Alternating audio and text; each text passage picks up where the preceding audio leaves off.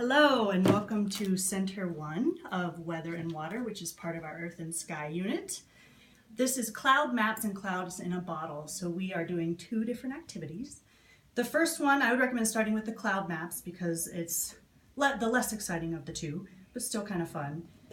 You start talking about like the jet stream and how air and clouds move around, changing weather with pressure changes and all that. There's a lot of good background info in here for you. And you can use, this is the first kind of A and B chart, and you can kind of get them to recognize that it's over the United States and where the clouds are on A and where they move on B, and kind of talk about how fronts move.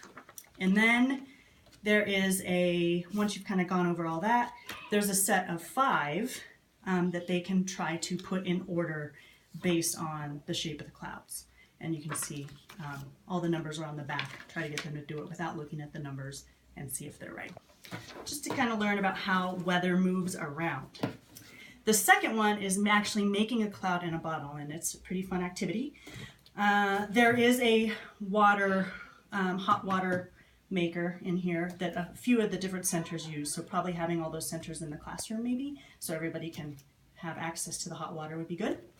But you'll want to get the water heating up probably as you're starting with the cloud maps and stuff. I'm just using my own just for ease and convenience. So the first thing you do is you take a 2-liter bottle, and if you can do, especially with the older kids, you can probably give each pair one and they can do it themselves, but just be careful with the hot water. You pour about 2 inches, you can see how hot it is, of hot water into the bottom, carefully. Maybe we'll get a funnel to put in there. There isn't one right now. And this is just representing that the first thing clouds need is water vapor in the air. So you shake it thoroughly. It says for a minute. I'm not going to do a full minute. You shake it thoroughly to distribute those water particles in there. Okay, it gets hot, so just be aware of that. Okay, and then the next thing clouds need is some particles, dust particles or ash particles, dirt, for the water to kind of form around. So get your match ready.